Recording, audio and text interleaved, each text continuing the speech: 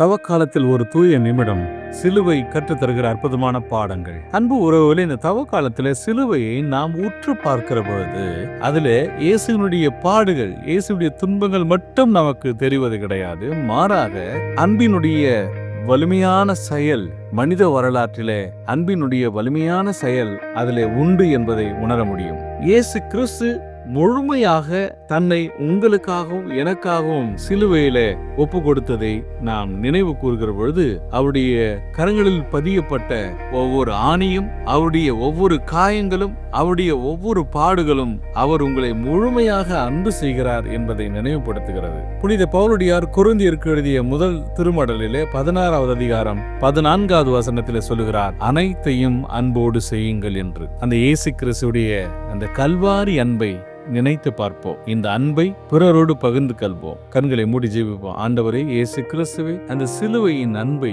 நாங்களும் தாங்கி வாழ உம்மையே நீர் முழுமையாக எங்களுக்கு கொடுத்தது போல நாங்களும் எங்களுடைய வாழ்விலே பிறருக்காக எங்களுடைய வாழ்வை அர்ப்பணித்துக் கொள்ள கிருபை தாரும். அன்பின் வெளிப்பாடுகளாக நாங்கள் வாழ எங்களை ஆசீர்வதியும். ஆமென்.